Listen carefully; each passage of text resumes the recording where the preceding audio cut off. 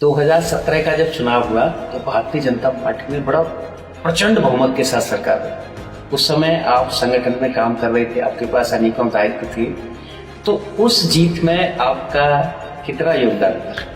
देखिए, उसके पहले 2014 का चुनाव हुआ था, तो हमारी खुद की 73 सीटें भारतीय जनता पार्टी की, दो हमारी सहयोगियों की 75 सीटें हम जीते थे। और मैं तो एक छोटे से कार्यकर्ता के दायित्व तो कोई भी हो, क्योंकि हमारी पार्टी में दायित्व होता है, पद नहीं होता है, तो एक एक कार्यकर्ता का योगदान था। जितना एक छोटे से छोटे कार्यकर्ता का योगदान हो सकता उतना मेरा भी योगदान था। कि 2024 तो एक झांकी था, असली चीज अभी बाकी है ना। बिल्कुल बिल्कुल, बहुत सही कह रहे हैं। 2024 एक झांकी ही था और असली चीज अब देश की जनता ने दिखा दिया। उसके तत्काल बाद हरियाणा के चुनाव हुए। लोग कहते थे कांग्रेस की सरकार आएगी, कांग्रेस की सरकार आ गई, एग्जिट पोल भी बता रहे थे, और भारतीय जनता पार्टी की इतनी बहुमत की सरकार आई कि उसकी पिछली सरकार तो हमारी दुष्यंत चौटाला जी के समर्थन से बनी थी, उसके पहले भी उतनी सीटें नहीं जीती, और हरियाणा में हमारी सरकार बनी। उसके बाद महाराष्ट्र में चुनाव हुए, महाराष्ट्र में हम 2/3 बहुमत के साथ आए। उसके बाद दिल्ली में चुनाव हुए, जो केजरीवाल का झूठ था वो पूरी तरह से पराजित हुआ और भारी जीत हमारी हुई। और अभी आपने पश्चिम बंगाल में देखा। लेकिन अभी के वर्तमान हालत देखें तो लोग ऐसा दिखता है कि बेरोजगारी, महंगाई का ऐसा आलम है कि लोग दुखी हैं। 3 लाख से भी कम नौकरियां 2004 से मायावती जी की सरकार और 2017 से अखिलेश जी की सरकार, लगभग 14 वर्षों में कुल इन्होंने 3 लाख से कम, दोनों पार्टियों की सरकारों ने इनकी सरकारी पक्की नौकरियां बहाल हुई थी। और हमारी सरकार में अब तक 9 साल में 9 लाख से ज्यादा पक्की नौकरियां दी जा चुकी हैं। नमस्कार, जय हिंद, राम राम। आज की इस बातचीत में मेरे साथ हैं एक ऐसे व्यक्ति जिन्होंने अपने आप को संघर्षों से बनाया है। संत कबीर नगर के एक छोटे से गांव से निकल करके विधान परिषद तक का सफर तय किया। इस तरीके से अपने जीवन में संघर्षों का एक रास्ता चुना। छात्र राजनीति हो चाहे वास्तविक राजनीति हो, बड़ा लंबा सफर है, बहुत सारी चीजें सीखने के लिए है।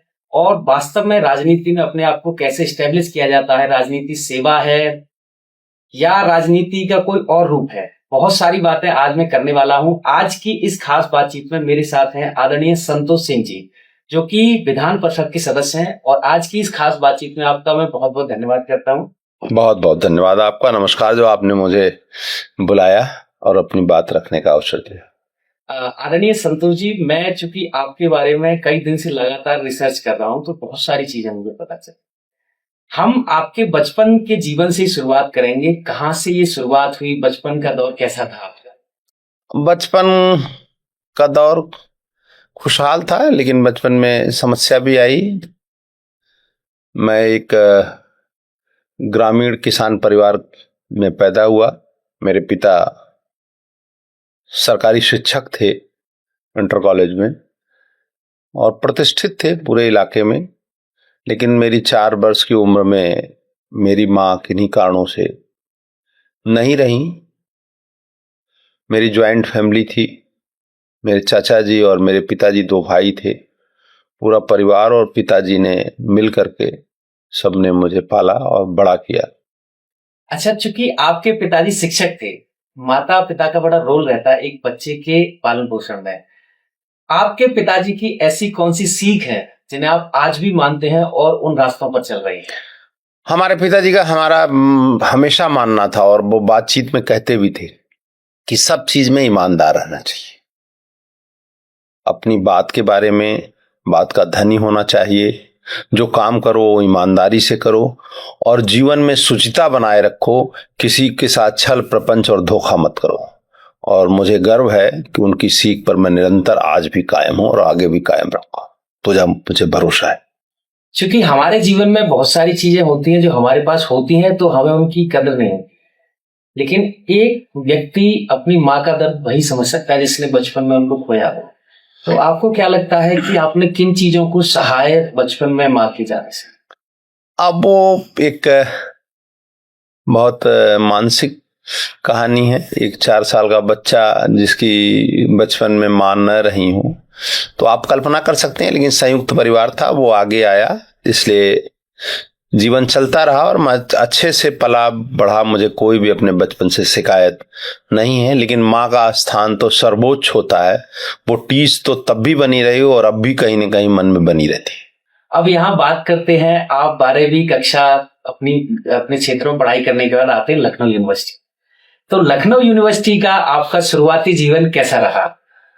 अच्छा रहा। मैं 1988 में मैं लखनऊ यूनिवर्सिटी में मैंने ग्रेजुएशन में प्रवेश लिया, आर्ट्स साइड में, और मैंने अपनी पढ़ाई शुरू की। मैंने तीनों वर्ष, जो 3 वर्ष होते थे, 3 ईयर डिग्री कोर्स लागू हो गया था, और 88, 89, 90, 90, 91 में मैंने बीए को पास आउट किया। उसके बाद मैंने पीजी में एडमिशन लिया एनसेंट इंडिया में, और मैंने उससे पीजी किया 93 में। ये मेरा रहा। फिर आगे कुछ न कुछ सब्जेक्ट और हमने लिए, कर्मकांड में एडमिशन लिया, अन्य सब्जेक्ट में लिए, लॉ में भी मेरा एडमिशन रहा।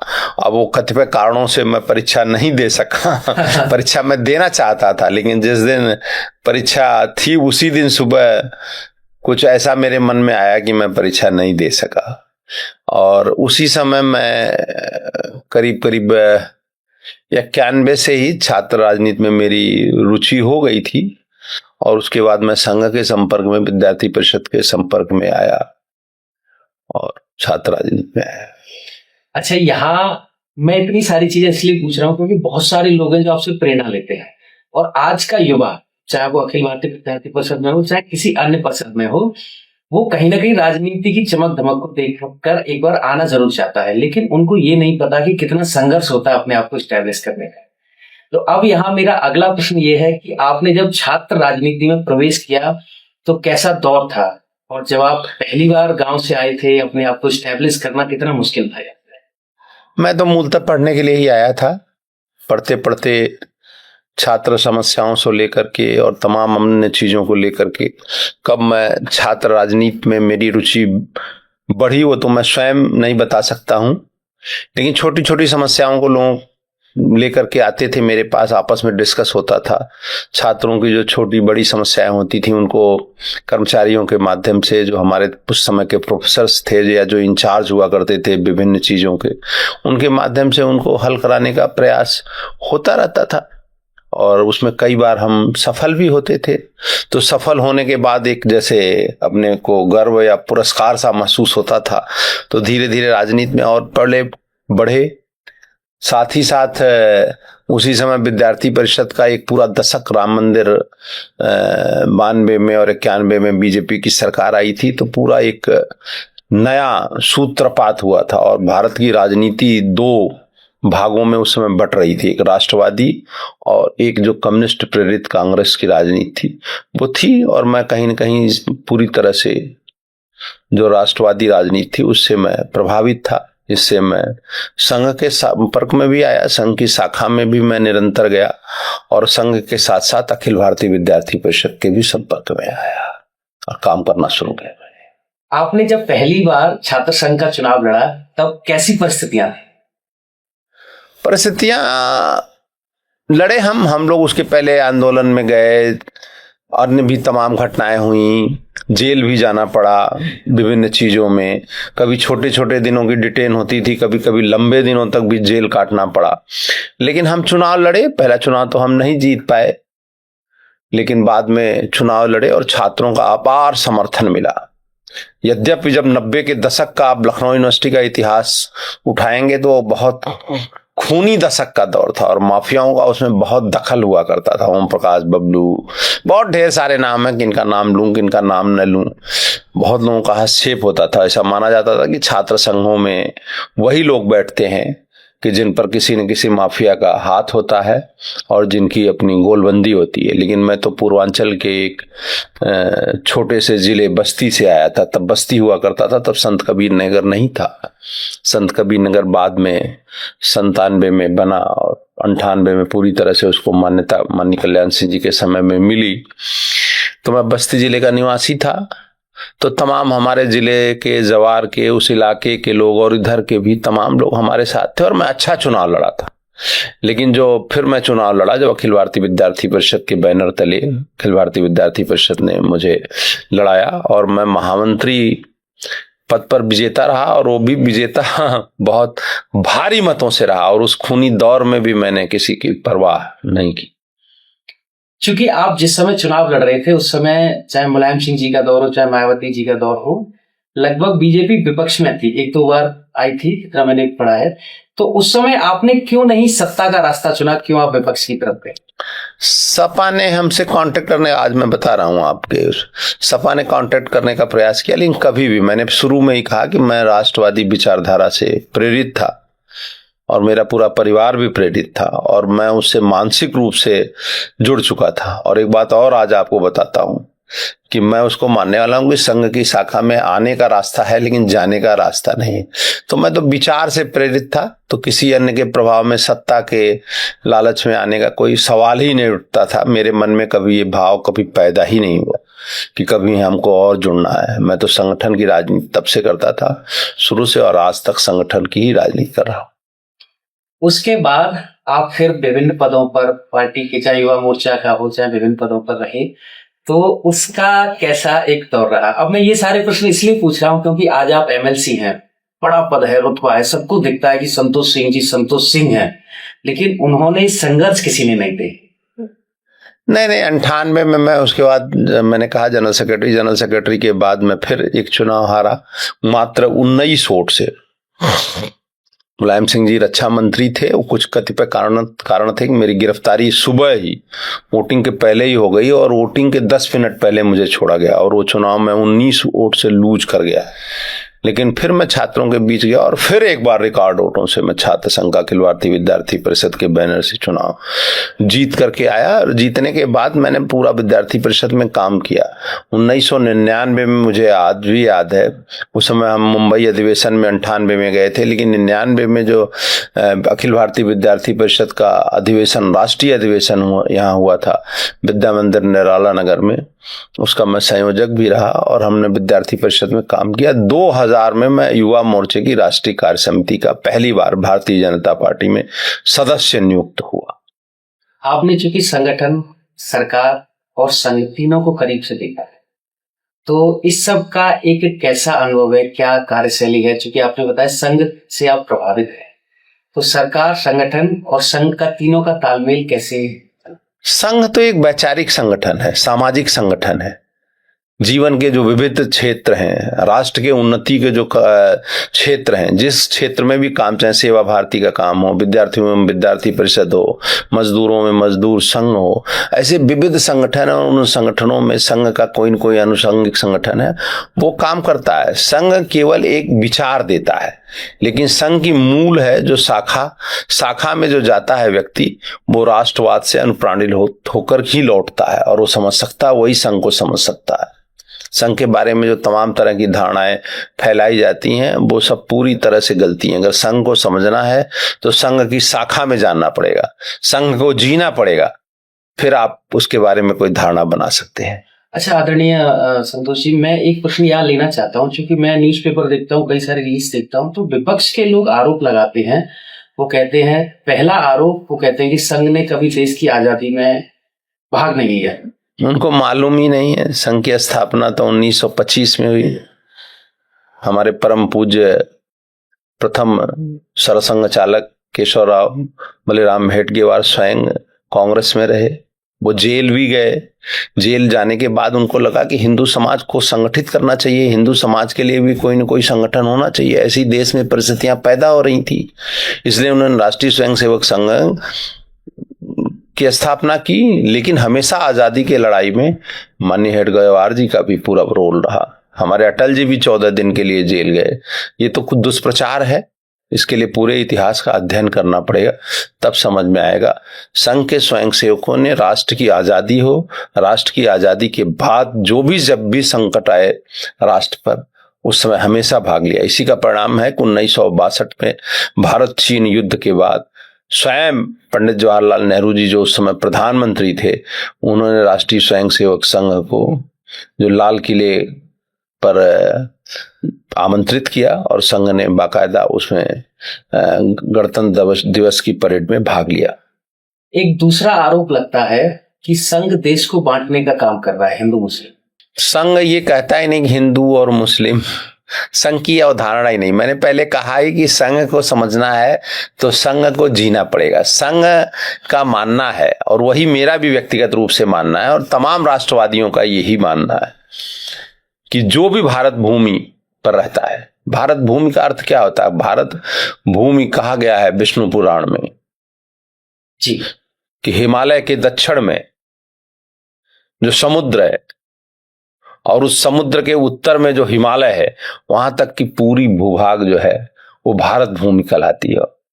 और उस भारत भूमि में रहने वाला जो रहता है वो भारतवर्ष की एक संतान है और सभी भारतवासी हैं, भारतीय है। भारतीय उनको कह सकते हैं, भारतीय कहा गया है। तो संघ की यह उदाहरण है कि जो भी भारतवर्ष का निवासी है वो सभी का रक्त एक ही है। किसी कारण से उन्होंने पूजा पद्धति बदली होगी जिसको आप धर्म का नाम देते हैं, लेकिन लोग कहीं बाहर से आए नहीं, लोग बहुत मुट्ठी भर आए और यही लोगों ने अपना किन्हीं कारणों से, उन काल परिस्थितियों की मैं चर्चा नहीं करूंगा, लेकिन उन्होंने अपना पूजा पद्धति, अपनी धर्म परिवर्तन, संप्रदाय परिवर्तन, जो भी कहें, उनको बदलना पड़ा। उसके कारण बहुतेरे थे, कारणों में जाऊंगा तो बहुत लंबा भी हो जाएगा और विवाद का विषय बनेगा, लेकिन वो सब इसी पूर्ण भूमि, भारत भूमि की संतान है, कहीं बाहर से आए हुए लोग नहीं है, और संघ सबको अपना मानता है। अब चूंकि संघ से आगे 2017 का जब चुनाव हुआ तो भारतीय जनता पार्टी ने बड़ा प्रचंड बहुमत के साथ सरकार बनाई। उस समय आप संगठन में काम कर रहे थे, आपके पास अनेकों दायित्व थे, तो उस जीत में आपका कितना योगदान? देखिए, उसके पहले 2014 का चुनाव हुआ था जी। 2012 के चुनाव में हमारी 48 सीटें थी उत्तर प्रदेश की विधानसभा में, और उसके बाद 2014 का जब चुनाव हुआ तो हमारी खुद की 73 सीटें, भारतीय जनता पार्टी की, 2 हमारी सहयोगियों की 75 सीटें हम जीते थे। और उस समय देश में भारतीय जनता पार्टी ने आदरणीय नरेंद्र मोदी जी को अपना प्रधानमंत्री पद का उम्मीदवार कह करके प्रस्तुत किया था, और यहाँ माननीय अमित भाई शाह जो आज गृह मंत्री हैं देश के, वो यहाँ के प्रभारी थे और इनके नेतृत्व में कुशल मार्गदर्शन में चुनाव हुआ था। और मैं तो एक छोटे से कार्यकर्ता के दायित्व तो कोई भी हो, क्योंकि हमारी पार्टी में दायित्व होता है, पद नहीं होता है, दायित्व आता है, उसका निर्वहन करते हैं। कल दायित्व पर कोई और व्यक्ति आता है, वो बैठता है, तो एक एक कार्यकर्ता का योगदान था। जितना एक छोटे से छोटे कार्यकर्ता का योगदान हो सकता उतना मेरा भी योगदान था। लेकिन देखिए, जब 2014 की यदि बात करें तो पूरे देश को उम्मीद थी, एक नई उम्मीद दिख रही थी लोगों को। खैर, उस पर भी हम चर्चा करेंगे। अभी हम 2017 पर आते हैं। 2017 में उत्तर प्रदेश के लोगों ने भरपूर प्यार दिया और भारतीय जनता पार्टी को चुनाव जिताया। तो उस समय की क्या परिस्थितियां थी? उस समय आप किन चीजों को देख रहे थे? उस समय श्रीमान अखिलेश यादव जी की सरकार चल रही थी। 2014 में हम लोकसभा जीत चुके थे। मैं केवल एक उदाहरण देता हूं कि आप उससे समझिए उत्तर प्रदेश की स्थिति क्या थी। पावर ऑफ ऑल एक योजना केंद्र सरकार की थी, जिसमें सभी को बिजली मिले और निर्बाध रूप से मिले, और विद्युत का जो लाइनें थी, जो लाइन ह्रास है उसको कम किया जाए, ट्रांसफार्मर बदले जाए, सभी जगह जगह पावर हाउस बदले जाए। उसके लिए केंद्र की योजना थी, वो है अभी भी, और उसके तहत केंद्र उत्तर प्रदेश को करना चाहिए था। लेकिन श्रीमान अखिलेश यादव जी ने पावर फॉर ऑल योजना में भाग नहीं लिया। उनको लगता था कि इसको मोदी जी को इसको श्रेय मिल जाएगा। उत्तर प्रदेश की जनता अंधेरे में रहे, विद्युत संकट में रहे, और केंद्र की सरकार सहयोग करना चाहती है, आप उसका केवल इस मुद्दे पर सहयोग न लें। समझ सकते हैं आपको कैसी सरकार चल रही थी उस समय समाजवादी पार्टी। हर जिले में एक एक माफिया था, और माफिया का राज चलता था। जिलाधिकारी अलग से और एक कोई न कोई माफिया, छोटे से छोटे इनका कार्यकर्ता चला जाता था किसी थाने में, और थाने में जा करके थानेदार की मेज पर बैठ जाता था और अपना हुक्म चलाता था। पुलिस को इन्होंने गुलाम बना करके रखा था। पूरी उत्तर प्रदेश की जनता इनसे त्रस्त थी, और त्रस्त रहने के साथ साथ सरकार को बदलना चाहती थी उस समय की। इसलिए भारतीय जनता पार्टी एक उनको उम्मीद की किरण के रूप में दिखाई पड़ रही थी। नरेंद्र मोदी जी की केंद्र में 2014 से सरकार चल रही थी। उन उम्मीदों के चलते हमको भारी बहुमत से सरकार बनाने का मौका मिला। लेकिन अभी तो वर्तमान में अखिलेश जी आरोप लगाते हैं कि अभी की वर्तमान सरकार ने इतने एनकाउंटर कराए हैं जितने आज तक नहीं हुए। एनकाउंटर का अर्थ क्या होता है? एनकाउंटर माने पुलिस मुठभेड़। अगर अपराधी पुलिस पर हमला करेगा, आसानी से नहीं मानेगा, तो पुलिस किस लिए, पुलिस को हथियार किस लिए दिए जाते हैं कि अपराधी पुलिस पर गोली चलाए? अगर अपराधी पुलिस पर गोली चलाएगा तो पुलिस भी गोली चलाएगी, एनकाउंटर होगा। कोई अखिलेश जी की सरकार नहीं कि उसमें माफियाओं को तरजीह मिले। इस पर कानून व्यवस्था और शासन और कानून का शासन कायम रहेगा। उसके लिए जो भी करना पड़ेगा उचित होगा, वो किया जाएगा। अखिलेश यादव जी आरोप लगाते हैं कि लखनऊ मेट्रो जितना बना के गए थे उससे 1 इंच आगे नहीं बढ़ा। अखिलेश जी तो बहुत कुछ कहते हैं, लेकिन अखिलेश जी कुछ भी चालू नहीं कर पाए क्योंकि उनका ध्यान कहीं और था। अब मैं उन घपले घोटालों की चर्चा बहुत नहीं करना चाहता हूं, मैं किसी के ऊपर आरोप नहीं लगाना चाहता। आगरा एक्सप्रेसवे हो, लखनऊ मेट्रो हो, सब अपूर्ण है। और आप देखेंगे कि 2017 के बाद आज जब हम 2026 में खड़े हैं तो केवल मैं लखनऊ की बात नहीं कर रहा हूं, पूरे उत्तर प्रदेश में घूम करके आइए। 9 साल पहले किसी ने उत्तर प्रदेश देखा होगा, 9 साल से उत्तर प्रदेश नहीं देखा होगा, तो आज उत्तर प्रदेश आने के बाद उसको एक बदला हुआ उत्तर प्रदेश नजर आएगा हर क्षेत्र में।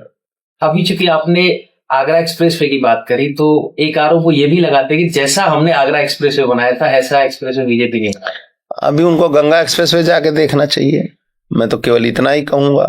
और आगरा एक्सप्रेसवे उन्होंने बनाया था, आगरा एक्सप्रेसवे में किस तरह की लूट हुई, कुछ तरह से अपने इलाके से सड़क ले जाने का प्रयास हुआ एक्सप्रेसवे को, किस तरह से वहां पहले जमीनें खरीदी गई, किस तरह से घोटाला हुआ, ये शायद अखिलेश जी को याद नहीं है या वो याद नहीं करना चाहते हैं। कितना मुआवजे के मामले में घोटाला और कभी कितने लोगों पर मुकदमा कायम हुआ है। नहीं, घोटाले का आरोप तो वर्तमान सरकार पर भी लगाते हैं कि इस सरकार में खूब देखना कोई नहीं चाह रहा लेकिन घोटाले हो रहे हैं। अब आरोप, उनका विपक्षी दल है, उनका तो काम है इन प्रकार आरोप लगा करके और किसी तरह वो बस उनको जो सत्ता सता रही है और दिन रात सत्ता दिख रही है तो सत्ता में आने के लिए आरोप लगाते रहते हैं। लेकिन कोई भी जनता सब जानती है उत्तर प्रदेश की। इसी कारण है कि लगातार भारतीय जनता पार्टी 2014, 2017, 2019, 2022, 2024 में किन्हीं कारणों से, आप पूछेंगे तो मैं बताऊंगा, किन्हीं कारणों से थोड़ी जनता को भ्रमित करने में वो सफल रहे थे। लेकिन आज फिर 2027 में भारतीय जनता पार्टी 2017 दोहराएगी, इसमें कहीं कोई संदेह नहीं है। 100% हम 2017 की स्थिति में पुनः 2027 में पहुंचने वाले हैं। पूरे उत्तर प्रदेश की जनता हमारे साथ है। इसीलिए तमाम तरह के षड्यंत्र किए जा रहे हैं।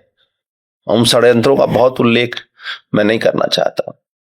2024 के लोकसभा चुनाव के बाद से ऐसा विपक्ष या अन्य पार्टियां कह रही, भारतीय जनता पार्टी को छोड़कर, कि 2024 तो एक झांकी था, असली चीज अभी बाकी है। ना, बिल्कुल बिल्कुल बहुत सही कह रहे हैं।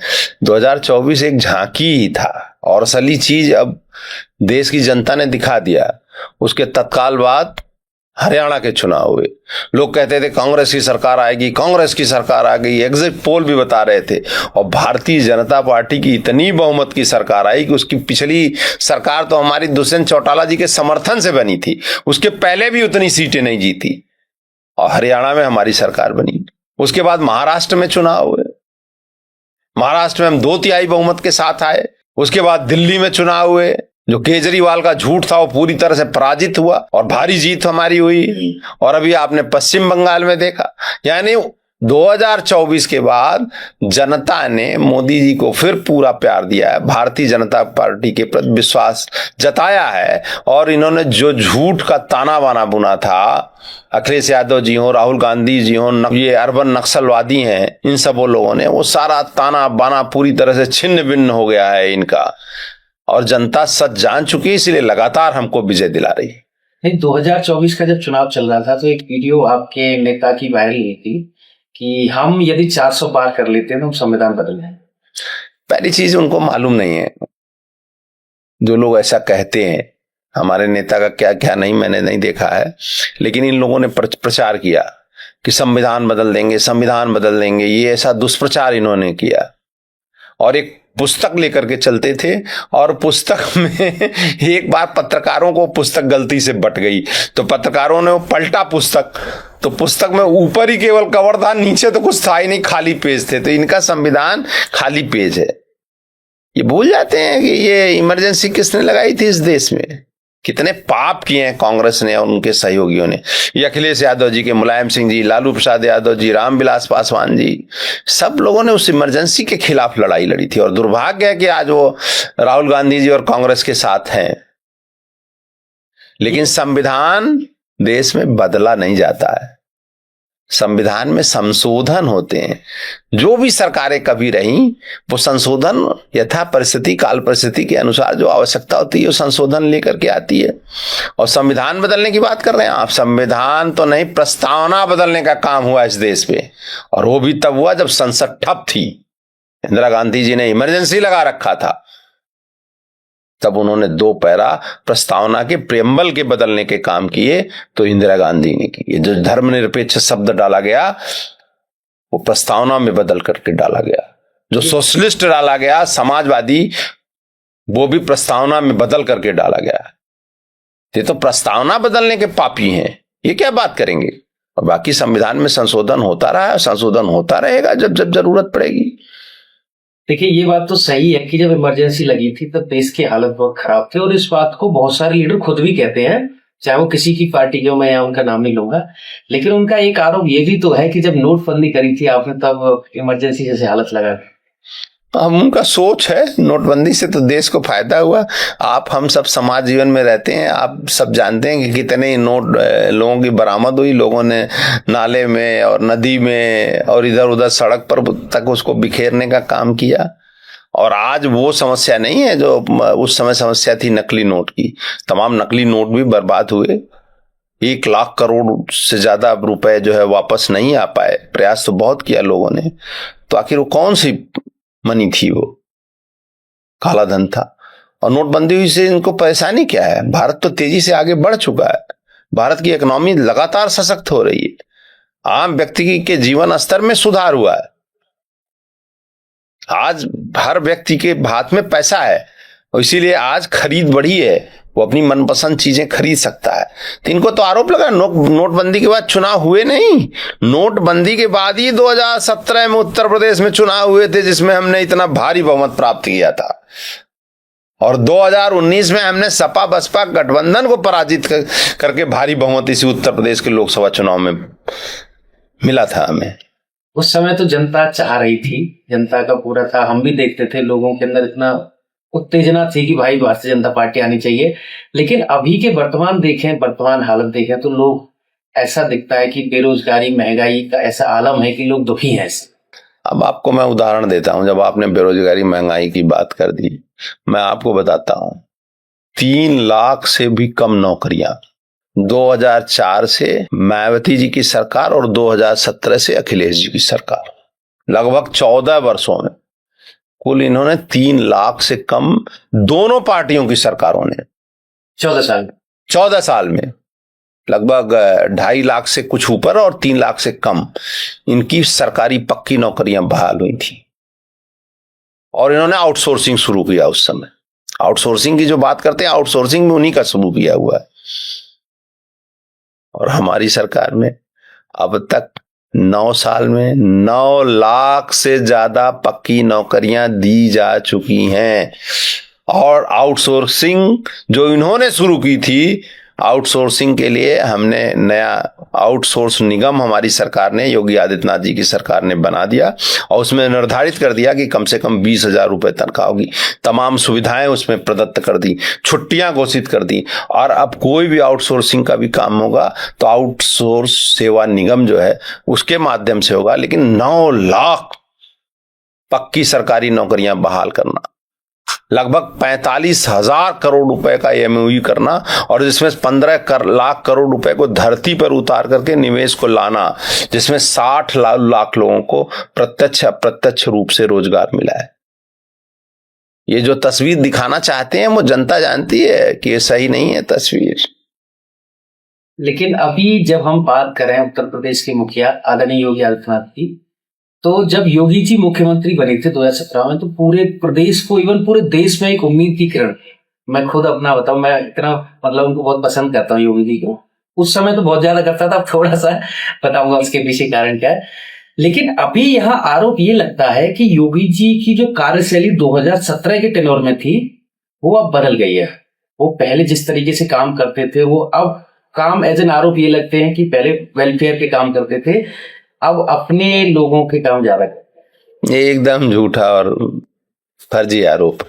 तमाम लोग मुद्दे उठाते रहते, कार्यकर्ताओं के काम नहीं हो रहे हैं, पार्टी के काम नहीं हो रहे हैं। पहली बार आपके मुंह से ये मैं सुन रहा हूं। ये तो विरोधी भी कहने में संकोच करते हैं कि अपने लोगों को काम करते हैं। अपना तो कोई उनका है नहीं, वो तो एक संत महंत हैं, उनके लिए पार्टी है। उत्तर प्रदेश के जो 25 करोड़ लोग हैं वो महाराज जी के लिए हैं। और जैसे वेलफेयर का काम पहले करते थे, वेलफेयर का काम आज भी कर रहे हैं। आगे फिर हैट्रिक लगाएगी उत्तर प्रदेश में सरकार, और वेलफेयर के भी काम होंगे। आपको मैं बता रहा हूं तो दुनिया में अब सबसे ज्यादा दूसरे नंबर पर मोबाइल भारत में बन रहे हैं, और भारत में भी सबसे ज्यादा मोबाइल उत्तर प्रदेश में बन रहे हैं। सेमी कंडक्टर, जिसके बारे में हम लोग कल्पना करते थे, सोचते थे, कई बार प्रयास हुआ कि सेमी कंडक्टर लगाया जाएगा, लेकिन ये कि हमारे भारत के लोग कर नहीं पाएंगे, हमारे युवा कर नहीं पाएंगे, आज उत्तर प्रदेश में बन रहा है। पूरा डिफेंस कॉरिडोर बना है। आज बोफोर्स तोप लखनऊ में बन रही है। आज 8-8 एक्सप्रेसवे काम कर रहे हैं। आज दुनिया देश में सबसे ज्यादा एक्सप्रेसवे उत्तर प्रदेश के अंदर है।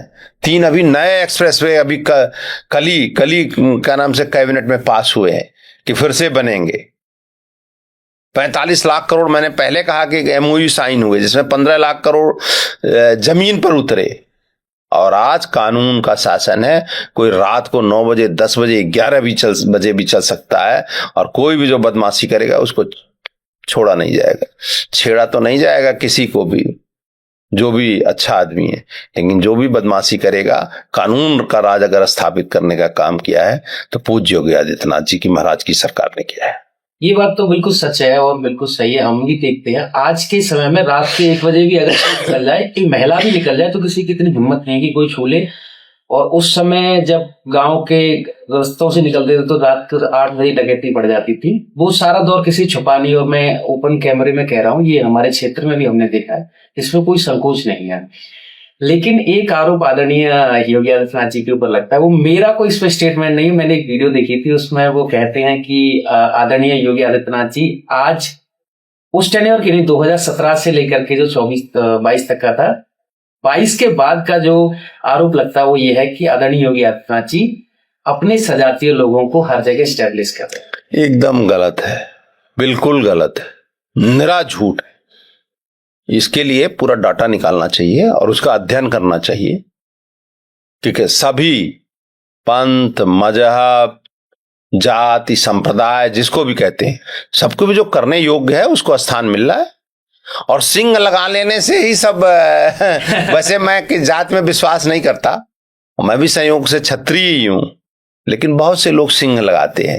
एक बार एक पत्रकार, किसी का नाम नहीं लेना चाहता, उन्होंने एक लिस्ट जारी की थी, कितने लोग यहाँ उत्तर प्रदेश में कप्तान हैं और डिस्ट्रिक्ट मजिस्ट्रेट हैं। जब उसमें पूरी जांच हुई तो पता चला कि उसमें 2/3 तो दूसरे लोग हैं जो सिंह हैं, वो क्षत्रिय नहीं है, राजपूत समाज से बिलोंग नहीं करते हैं। इस तरह से झूठ फैला जाता है, एक नैरेटिव गढ़ा जाता है, लेकिन वो नैरेटिव सब जानते हैं।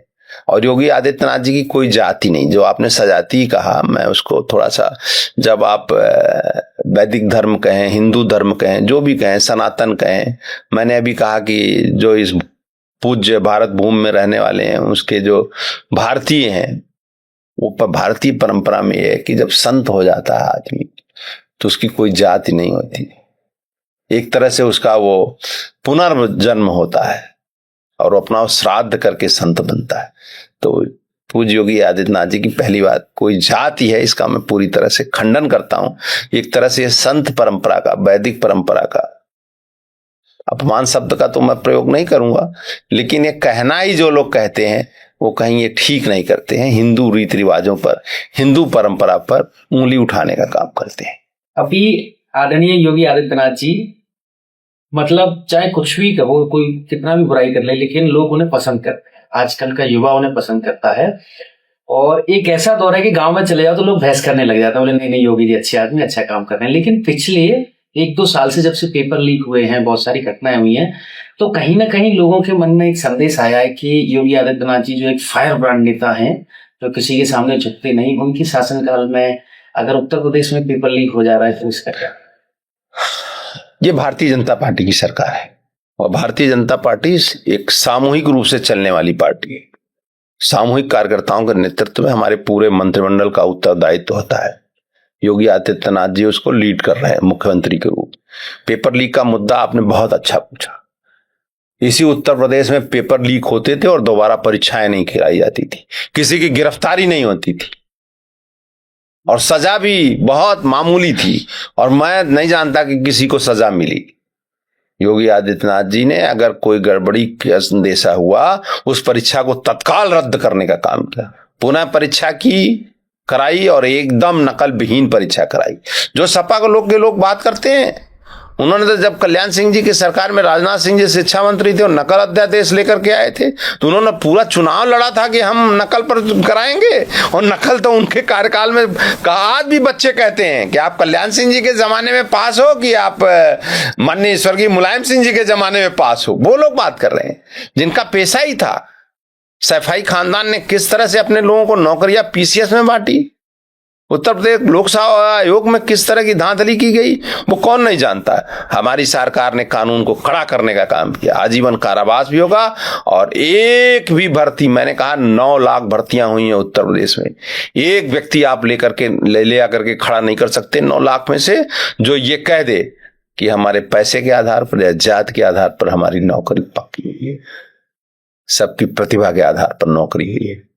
ये और नकल जो कराते हैं, जो परीक्षा लीक कराते हैं, उनके लिए कड़ा संदेश हो, बच नहीं सकते हैं। कहीं भी छुपे होंगे उनको खींच करके हमारी भारतीय जनता पार्टी की सरकार लाएगी और उनके उचित जो उनकी जगह है उसको पहुंचाने का काम करेगी। ये भारतीय जनता पार्टी ने संकल्प लिया है। एक मैं आपको हंसी का आपको सुनाता हूँ। 2016 में जिन बच्चों ने हाई स्कूल और इंटरमीडिएट की परीक्षा दी थी, में पास हो गए और इतना कड़ा हो गया, डीएम साहब बैठ गया स्कूल में, बच्चे लगातार फेल हो गए।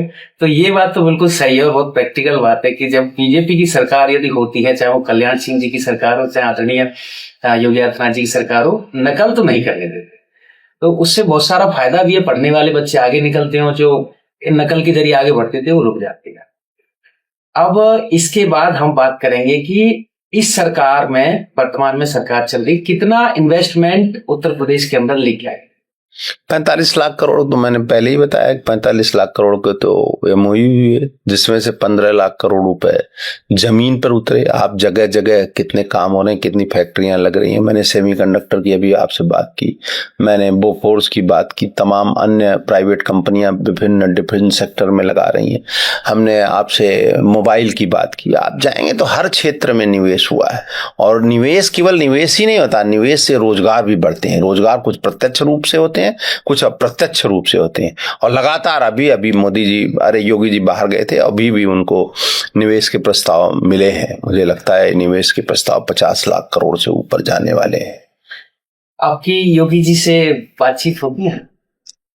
वो हमारे मुख्यमंत्री हैं, मैं संगठन का कार्यकर्ता हूं। संगठन का ने मुझे दायित्व भी दे रखा था। कई बार मैं सेक्रेटरी रहा, उपाध्यक्ष रहा, व्रत क्षेत्र का प्रभारी रहा।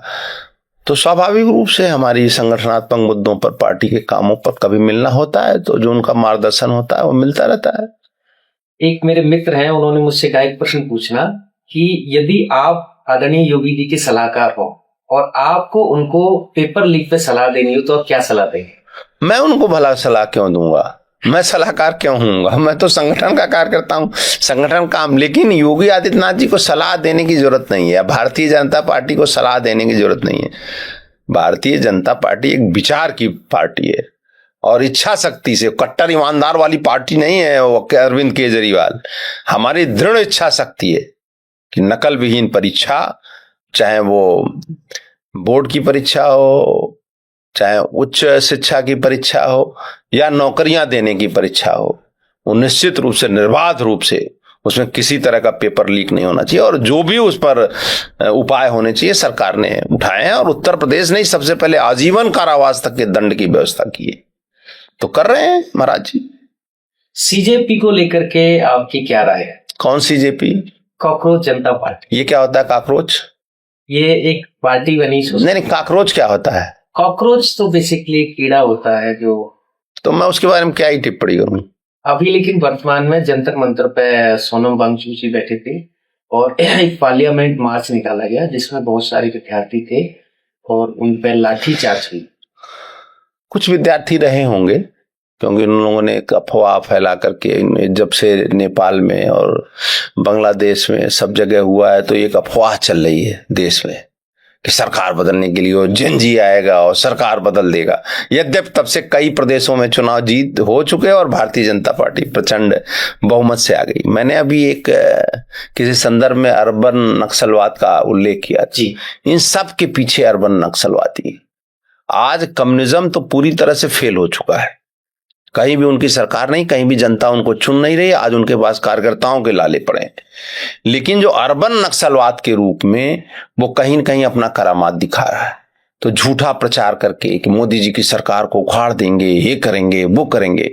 कुछ छात्र रहे होंगे, मैं सबको गलत नहीं ठहराता हूं, लेकिन उसमें बहुत ऐसे लोग इस मंशा से आए जिन्होंने भारत माता के खिलाफ नारे लगाए, जिन्होंने आरएसएस के खिलाफ नारे लगाए, जिन्होंने अन्य चीजों के बारे में नारे लगाए। उन्होंने कहा धारा 370 वापस लागू की जानी चाहिए। ये छात्र आंदोलन है। और किस तरह से उस दिन प्रदर्शन में गुंडे भी घुसा है और किस तरह से उन्होंने पत्थरबाजी की। 110 से ज्यादा पुलिस वाले घायल हैं। लेकिन जो छात्र हैं उनके साथ सहानुभूति है। और नीट में अगर गड़बड़ी हुई तो नीट की परीक्षा को तत्काल रद्द कराने का काम किया अगर, तो आदरणीय नरेंद्र मोदी जी ने कहा, फिर से किया। और कल उसका रिजल्ट आया और देश भर से तस्वीरें आ रही हैं, देश भर से वीडियो आ रहे हैं। सब बच्चे उसका सफल होने के बाद अभिनंदन कर रहे हैं, अपनी मौज मस्ती कर रहे हैं। ये तो छात्र आंदोलन कहना तो बेकार है। मैं खुद व्यक्तिगत रूप से जानता हूं, मैं उस दिन दिल्ली में ही था। मुझे छात्र सभा के लोग मिले थे, जो सपा के छात्र सभा आपके लोग उसमें थे। तो अखिलेश जी तो खुद वहां गए थे पार्लियामेंट मार्च। हाँ, लेकिन वो जो मार्च था ना, उस मार्च में जो, अब मैं वो शब्द नहीं इस्तेमाल करना चाहता, लेकिन अपने गुंडों को भेजने का काम कांग्रेस ने, आपने, सपा ने, सबने किया था उसमें। और इसकी जांच होगी तो सब एक एक चीज कल खुल के आ जाएगी। और मैं कह रहा हूं, खुद मुझे छात्र सभा के लोग मिले थे और उन्होंने स्वीकार किया कि हम इस प्रदर्शन में आए। नीट का परीक्षा देने वाला कितने छात्र थे ये आप स्वयं समझ सकते हैं। ये बात बिल्कुल सही है। कोई भी अगर भारत माता के खिलाफ यदि नारे लगाएगा तो वो स्वीकार नहीं होगा। और 370 कोई भी देश के खिलाफ कोई बोलेगा तो स्वीकार नहीं होगा और उनको कड़ी सजा मिलनी चाहिए। लेकिन एक आरोप ये भी लगता है कि सरकार के लोगों ने जानबूझकर वहां अपने लोग भेजकर लाठियां, मतलब ये मेरा स्टेटमेंट नहीं है, मैंने कहीं देखा था वीडियो कि सरकार अपने लोगों को भेज करके उसका माहौल खराब करना चाहती है। ये सब झूठ है, झूठ है, सब जानते हैं। लेकिन झूठ फैलाना इनकी आदत है, बहुत दिनों से झूठ फैला रहे हैं लगातार। एक वर्ग इस देश में पैदा करने की कोशिश की जा रही है। कुछ वही में अर्बन नक्सलवादी हैं, जो उसमें कांग्रेस भी झांसे में आ गई है। कांग्रेस शुरू से कम्युनिस्टों के प्रभाव में रही। अखिलेश जी भी दुर्भाग्य से उसी झांसे में है, अर्बन नक्सलियों के, जो सोचता है कि उकसा करके। सोनिया गांधी जी ने तो रामलीला मैदान से बोला था कि घरों से निकलो और सरकार को जबरदस्ती बदल दो। ऐसे कैसे हो जाएगा लोकतंत्र? भारत का लोकतंत्र कितना गहरा है, कितना सुदृढ़ है। लोकतंत्र में लोगों की आस्था है। वो भारत की पूरी संवैधानिक व्यवस्था को नष्ट करने का एक लोग कल्पना करते हैं। उनको समझाया गया, बुझाया गया। जो बेचारे निरीह छात्र थे, जो सच में आए थे, उनको भी उसमें बरगलाया गया और गुंडों को भेज करके सोचा गया कि संसद में घुस जाएंगे। तो पार्लियामेंट में घुस सकता है इस तरह से भीड़ लेकर के। अब उसमें मैंने देखा, कई वीडियो देखे, मैं तो आश्चर्यचकित रह गया। प्रधानमंत्री को गोली मार दिया जाएगा, प्रधानमंत्री की हत्या कर दी जाएगी, ऐसे वीडियो आ रहे। ये छात्र आंदोलन है। हाँ, अगर कुछ छात्र उसमें हैं तो उनके साथ सरकार की सहानुभूति है, सरकार बातचीत कर रही है। और निश्चित रूप से नीट के मामले में कड़ी कार्रवाई हुई है। जो हमारे प्रधानमंत्री जी ने स्वयं बोला है, जो नीट हो या कोई अन्य हो, जो हमारे विद्यार्थियों के साथ, जो हमारे प्रतियोगी परीक्षाओं के साथ जो ये धांधली की जा रही है, उनको किसी कीमत पर बख्शा नहीं किया जाएगा। सीबीआई इंक्वायरी हुई और नीट के मामले में 13 लोग जेल भेजे गए हैं, वो अपने अंजाम को पहुंचेंगे। बिल्कुल। सरकार कहीं इस पर समझौता करने के लिए तैयार नहीं है, और ये पाप नहीं, महापाप है जो ऐसा काम करते हैं लोग। लेकिन ये लोग जब इसके उत्तर प्रदेश में जांच हुई तो उसकी जांच की आंच कहां तक गई, मैं उसका उल्लेख करूं तो फिर वो कुछ लोगों को अच्छा नहीं लगेगा। अच्छा, जब जांच की बात चल ही रही है तो न्यूज में चाहे इंटरनेट पे कहीं पे भी देखो, एक बड़ा आरोप लगा है कि भगवान श्री राम के मंदिर में चंदा चोरी, तो उसकी जांच में आपको लगता है कि कुछ ये निकल गया? नहीं, चंदा चोरी हुआ है वो तो एक सही घटना है, और घटना के साथ साथ ट्रस्ट ने भी जो एक्शन लेना था, ट्रस्ट ने एक्शन लिया, और सरकार ने भी एक्शन लिया। तुरंत एसआईटी बनाई गई और जो लोग उसमें दोषी थे उनको गिरफ्तार किया गया। एसआईटी की अंतिम रिपोर्ट जो आई उसको सुप्रीम कोर्ट में दाखिल किया गया। कहीं भी, जहां तक मैं समझ पा रहा हूं, देश का एक भी हिंदू इसको स्वीकार करने के लिए तैयार नहीं है, और हम सब लोग चाहते हैं और हो करके रहेगा। उत्तर प्रदेश सरकार का, केंद्र सरकार का, हमारी भारतीय जनता पार्टी का भी और ट्रस्ट का भी ये संकल्प है कि ऐसी व्यवस्था बनाई जाए जहां एक पैसे का घाल मेल न हो सके, और जिन लोगों ने भी किया हो, चाहे जितने बड़े जगह पर रहे हो, उनको अपने अंजाम तक पहुंचाना होगा। और सुप्रीम कोर्ट ने भी कहा कि एक नई एसआईटी बनाई जाए, तो एसआईटी बनेगी और वो काम करेगी, लेकिन जबरदस्ती किसी का नाम घसीटना, शक शुबह के आधार पर भ्रम फैलाना और भ्रम फैला करके तरह तरह की बातें चलाना, वो तो एक अलग विषय है। मेरे गांव के एक बुजुर्ग है, मैं उनके साथ बैठा था, तो वो यही चर्चा कर रहे थे कि राम मंदिर में चंदा चोरी हो गया। तो बोले, देखो बेटा, भगवान में हमारी इतनी आस्था है कि मैं कभी भी मंदिर जाऊं तो 10 रुपए भी मेरे जेब में पड़े हो तो मैं चढ़ा के आ जाता हूँ भगवान के चरणों में। और सोचो, मेरे जैसे हजारों लाखों लोग हैं, उन्होंने आस्था से चंदा पैसा चढ़ाया था, और उसकी चोरी हो जाए तो भगवान माफ करेंगे कैसे लोग? बिल्कुल नहीं माफ करेंगे, न वो माफ करेंगे, भगवान माफ करेंगे, न हमारी सरकार माफ करेगी, न हमारे संगठन माफ करेंगे ऐसे लोगों को। और ऐसे आगे पारदर्शी ऐसी व्यवस्था भी बनाई जा रही कि आगे ऐसी घटनाएं न हो सके। लेकिन जो लोग राम मंदिर में चंदा चोरी नहीं है पहली चीज, वो तो जो चढ़ावा चढ़ा था उसमें कुछ लोगों ने जो वास्तव में, तो अब मैं किसी बैंक का क्या नाम लूं, बैंक के कर्मचारियों के जिम्मे था, बैंक के जिम्मे था कि वो पूरा गणना का काम हो। अब उसमें कैसे कैसे हुआ, एसआईटी जांच कर रही है, सुप्रीम कोर्ट के देखरेख में सारा मामला हो रहा है। मेरा बोलना ठीक नहीं है, लेकिन कौन लोग बात कर रहे हैं? कांग्रेस। जिस कांग्रेस ने कहा था कि हम बाबरी मस्जिद की फिर से तामीर करेंगे, हम बाबरी मस्जिद बनाएंगे, जिन्होंने अखिलेश यादव जी, जिनके पिताजी ने कारसेवकों की गोलियों से छलनी करा दिया था, कारसेवकों के रक्त से सरयू का पानी लाल हो गया था, जिनके चाचा रामगोपाल यादव जी संसद में बयान दे रहे थे कि वो गुंबद पर तो चढ़ गए विवादित ढांचे के, लेकिन उतर नहीं पाए।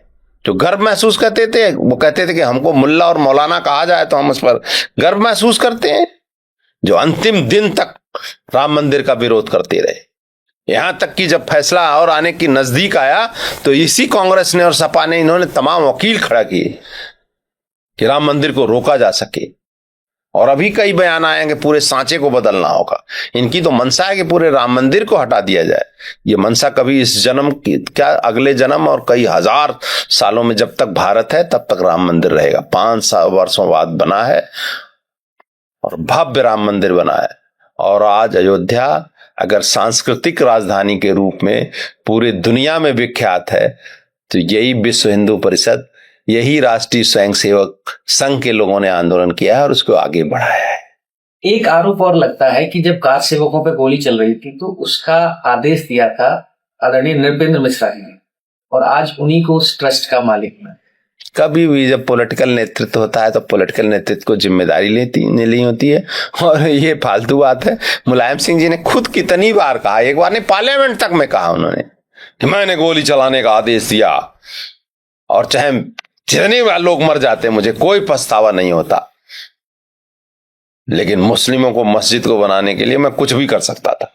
तो उसमें दूसरे को घसीटना कहां तक सही है? और एक कल्याण सिंह जी थे, जब विवादित ढांचे का विध्वंस हुआ तो कल्याण सिंह जी ने रिजाइन कर दिया और रिजाइन करके कहा एक भी पुलिस अफसर, एक भी जिला अधिकारी, सरकारी तंत्र का एक भी कर्मचारी दोषी नहीं है, इसकी जिम्मेदारी मैं लेता हूं। एक हमारे मुख्यमंत्री कल्याण सिंह ने। एक आरोप और लगता है कि चूंकि जब बाबरी विध्वंस हो रहा था तो उसका जो नेतृत्व कर रहे थे बहुत सारे लोग थे, चाहे रितंबरा जी हों, चाहे बहुत सारे लोग थे, मुझे सबका नाम नहीं पता। ऐसा आरोप है कि वो या तो ओबीसी थे या क्षत्रिय थे। उन्होंने इसकी पूरी नींव रखी, उसका गुम्बद को ढहाया और राम मंदिर को बनने में लोगों का एक बड़ा योगदान रहा। लेकिन जब राम मंदिर ट्रस्ट बना तो वहां पे ओबीसी को जगह न दे करके एक स्पेशल जाति को जगह दी। पहले हम जो आपने कहा बाबरी मस्जिद ठाई, मैं उस बात से सहमत नहीं हूं आपकी। वो एक विवादित ढांचा था, कभी भी उसमें ठीक से नमाज नहीं पाई। लगातार हिंदुओं ने लड़ाई लड़ी, काश्तकारों ने लड़ाई लड़ी, राजपूत राजाओं ने लड़ाई लड़ी, नगा साधुओं ने लड़ाई लड़ी, उस इलाके के ग्रामीणों ने लड़ाई लड़ी, लगातार लड़ाई चलती रही। अगर वो मस्जिद तो वहां मंदिर भी बीच बीच में बनता रहा और पूजा होती रही, कभी भी पूजा बंद नहीं हुई। तो वो एक विवादित ढांचा था, इसलिए उसको विवादित ढांचा। बाबरी मस्जिद कभी थी ही नहीं। वो बाबरी मस्जिद बनाने का ख्वाब तो था लेकिन वो पूरा कभी नहीं हो पाया। हिंदू साम्राज्य, हिंदू जो हमारे समाज था उसकी लड़ाई हमेशा लड़ता रहा और जो विदेशी आक्रांता थे कभी वो सफल नहीं हुए। अंत में 500 वर्षों बाद खैर अब आज तो भव्य श्री राम मंदिर खड़ा है। लेकिन जो आप कह रहे हैं कि ट्रस्ट इस आधार पर नहीं बना है। ट्रस्ट जाति, पंथ, संप्रदाय, लेकिन उसमें अनुसूचित जात के भी लोग थे। और आज के अंतरिम महासचिव जब मैं, जहां तक मैं जान रहा हूं, आज की तारीख में जो ट्रस्ट के अंतरिम महासचिव हैं, एक वो, मुझे आप विवश कर रहे हैं कि मैं बोलूं कि वो हमारे अनुसूचित वर्ग से आते हैं। तो इस आधार पर काम नहीं होता है। ये बात आपकी बिल्कुल सही है। चाहे राम मंदिर, जब आर्कियोलॉजिकल सर्वे ने जब सर्वे किया तो उसके अंदर इतनी मूर्तियां और दीवारों के, चूंकि उसी मलबे से उन्होंने बना दिया, चाहे राम मंदिर हो, चाहे मथुरा में हो, चाहे वाराणसी में हो। ये बात तो सच है, इसको कोई से छुपाया नहीं जा सकता कि जब उन्होंने आक्रांताओं ने बनाया था तो उसी मंदिर के मलबे से बनाया था। तो जब अंदर निकला तो उसमें सब भगवानों की मूर्तियां निकल रही थी।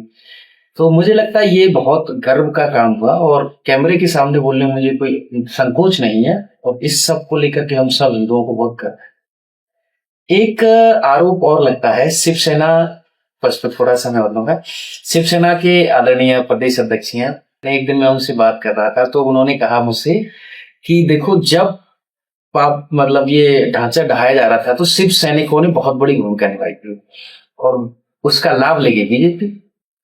अब वो उनकी मंशा है, लाभ के लिए कभी बीजेपी ने आंदोलन नहीं किया। जो पालमपुर का बीजेपी का अधिवेशन था 89 में, उसमें ये निर्णय हुआ था कि राम मंदिर का आंदोलन, उसके पहले बिहेव कर रही थी लगातार। मैंने कहा पहले भी लड़ाई चली और आजादी के बाद संघ और विश्व हिंदू परिषद ने अपने हाथ में ये लड़ाई ली, क्योंकि एक लोकतांत्रिक देश बन चुका था, लोकतांत्रिक तरीके से इसकी लड़ाई लड़ी जा रही थी।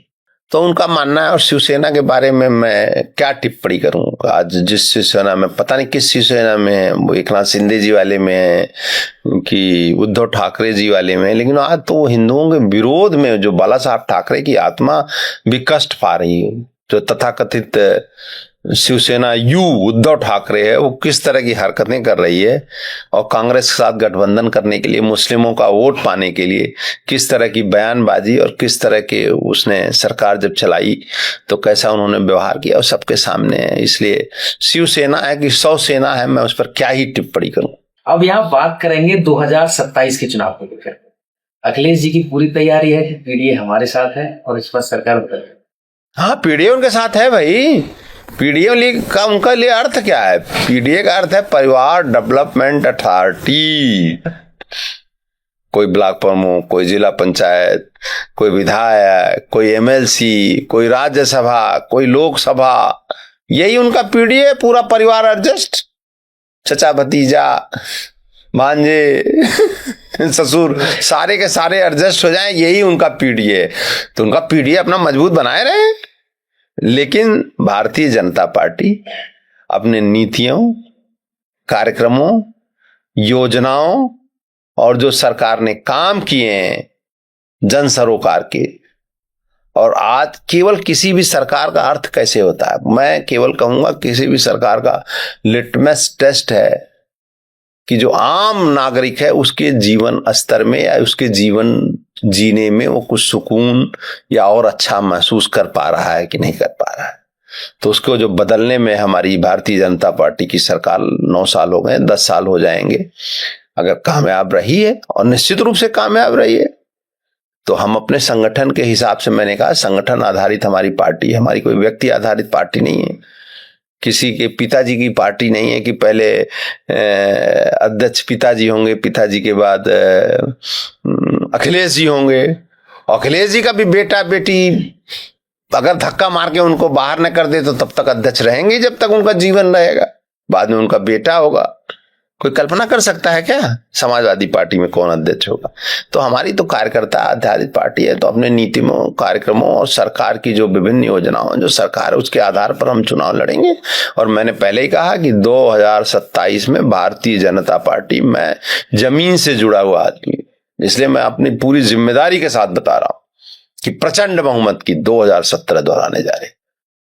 अब चूंकि परिवारवाद का आपने जो बात कही समाजवादी पार्टी को लेकर के, तो वो आरोप तो भारतीय जनता पार्टी पे भी लगाते हैं कि परिवारवाद तो यहाँ पे भी है। जैसे कई बड़े नेता हैं, उन्होंने अपने बेटों को एडजस्ट किया है, ऐसा आरोप लगा। बहुत अच्छी बात पूछी। अब यही मैं आपको वंशवाद, परिवारवाद और इसके अंतर को मैं समझाता हूँ। किसी का नेता का बेटा होना कोई गुनाह नहीं है। किसी का नेता का बेटा राजनीति करेगा और राजनीति में धीरे धीरे काम करेगा, पार्टी की सेवा करेगा, जनता के साथ जुड़ेगा, उसकी स्वीकार्यता बढ़ेगी तो कल को एमएलए हो सकता है, मेंबर ऑफ पार्लियामेंट हो सकता है, पार्टी का कोई पदाधिकारी हो सकता है। लेकिन कोई भी भारतीय जनता पार्टी में इस आधार पर आकर के राष्ट्रीय अध्यक्ष या प्रदेश अध्यक्ष नहीं बन सकता या मुख्यमंत्री उप मुख्यमंत्री नहीं बन सकता कि वो किसी का बेटा है। धीरे धीरे काम करेगा, आगे बढ़ेगा स्वाभाविक रूप से, जैसे और लोग काम करते हैं। लेकिन समाजवादी पार्टी हो, कांग्रेस पार्टी हो, विभिन्न दल हैं पूरे भारत भर में जिनका तय है, आरक्षित है, उन्हीं का बेटा, उन्हीं का परिवार, उन्हीं की बेटी उस दल की मुखिया बनेगी और वही चलाएगी। आज मल्लिकार्जुन खड़गे जी हैं, बहुत बुजुर्ग व्यक्ति हैं, लेकिन राहुल गांधी जी के सामने क्या है पोजीशन, मैं कुछ कहना ही नहीं चाहता हूं, आप सब लोग जानते, पूरा देश जानता है। 2027 की क्या चुनौतियां आपको नजर आती? 2027 में एक झूठ की चुनौती खड़ी करने का प्रयास कर रहे हैं ये लोग, तमाम लोग। अभी इसी के तहत ये जो आप तमाम आंदोलन वगैरह कर रहे हैं, मैंने कहा ना अर्बन नक्सलवाद, उससे प्रेरणा लेकर के, और बहुत बड़ा विदेशी ताकतें हैं जो चाहती हैं कि भारतीय जनता पार्टी सरकार ने बनाए, क्योंकि भारत की साख दुनिया में बहुत मजबूत हुई है। भारत पहले से बहुत मजबूत हुआ है। 4 दिन का ऑपरेशन सिंदूर था और उसमें पूरी दुनिया ने भारत की ताकत को देखा है कि भारत के आर्थिक रूप से भी, सैनिक रूप से भी किस तरह से समृद्ध हो रहा है। और समृद्ध होने के साथ साथ अब भारत केवल विकासशील देश नहीं बना रहना चाहता है। मोदी जी ने कह दिया है कि 2047 में हम इसको विकसित राष्ट्र बना करके रहेंगे। और दिल्ली की सत्ता उत्तर प्रदेश से होकर के जाती है, इसलिए उत्तर प्रदेश का चुनाव सबसे महत्वपूर्ण है। इसलिए सभी हमारे खिलाफ केवल ये राजनीतिक दल नहीं है, हमारे खिलाफ तमाम देश विरोधी शक्तियां और विदेशी शक्तियां भी हैं।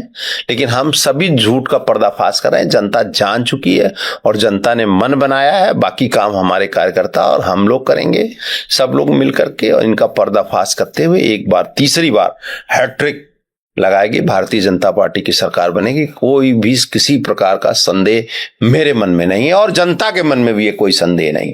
आपके व्यक्तिगत जीवन से जुड़े 2 प्रश्न रह गए थे, तो 2 प्रश्न मैं पूछता हूँ।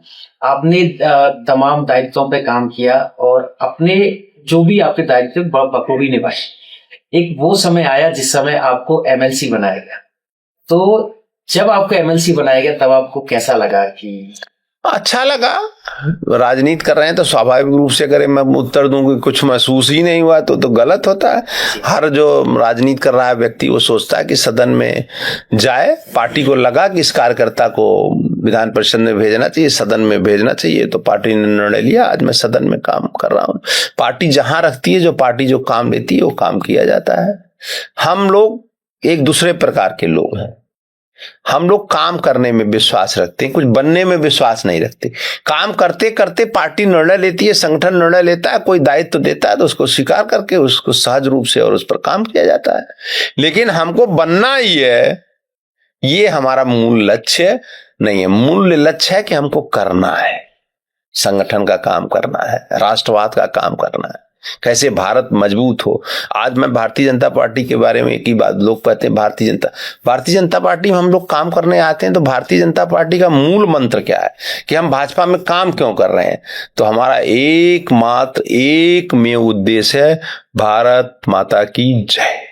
ये इस चीज से देश प्रभावित है और जो लोग जुड़ रहे हैं वो इसी सोच से जुड़ रहे हैं। एक प्रश्न और है, जब पहली बार आप एमएलसी बनाए गए तो इसकी खबर आपको कहां से मिली कि आप एमएलसी बनाए? हमारे न्यूज चैनलों से मिली, मुझे वैसे संभावित था, मुझे लग रहा था कि शायद ऐसा हो सके और वो खबर मिली भी। एमएलसी बनना कोई हमारे लिए बहुत अचंभे की बात नहीं थी, स्वाभाविक रूप से था। मेरे टच में कुछ लोग ऐसे हैं जो कोई जिला प्रचारक है या कोई क्षेत्र प्रचारक है, स्वयं सेवक संघ, तो आप जैसे बता रहे हैं वो भी यही चीज बोलते हैं। लेकिन कभी कभी हम उनसे पूछते हैं क्या भैया जीवन भर ऐसे सेवा ही करते रहोगे या कुछ मिलेगा भी इसमें से? तो आप जैसे आपने अपना पूरा जीवन दिया, तब आके आपको कुछ एक अच्छा दायित्व दिया सरकार ने, तो क्या जो अब नए लोग लगे हुए हैं उनको उनके भविष्य को लेकर के आपका? कोई नहीं, अगर भारतीय जनता पार्टी में आप काम करना चाहते हैं तो भारतीय जनता पार्टी मैंने पहले किया। भारत माता की जय हमेशा आपके मन में रहना चाहिए और लगातार आप काम करिए। जो संगठन काम देता है या जो संगठन के काम है वो काम करिए, आप उसके उपयुक्त होंगे, अपने आप को सिद्ध करेंगे तो जो चीज आपके लिए होगी निश्चित रूप से संगठन की बहुत हजार आंखें हैं और संगठन निर्णय करता है, उचित कार्यकर्ता के लिए उचित निर्णय करता है। अच्छा, चूंकि आप ब्रज क्षेत्र के प्रभारी रहे हैं तो ब्रज को अगर एक शब्द में आपको परिभाषित करना हो तो कैसे परिभाषित करें? ब्रज तो भगवान श्री कृष्ण की लीला भूमि रही है, तो वो उसका तो स्थान ब्रज का एक बहुत ही अद्भुत है भारतीय इतिहास में, और वहाँ के लोग बहुत सरल और भोले और बहुत अच्छे लोग हैं। मुझे काम करने का अवसर मिला, पार्टी ने मुझे दायित्व दिया, 3.25 साल मैंने काम किया और मैंने वहाँ बहुत अच्छा अनुभव किया ब्रज की भूमि में। तो आज की ये चर्चा बहुत सार्थक रही, लेकिन बहुत सारी चीजें मुझे भी सीखने को मिली और मैं आज की इस खास बातचीत के लिए आपका पुनः बहुत बहुत धन्यवाद और आभार व्यक्त करता हूं। नमस्कार।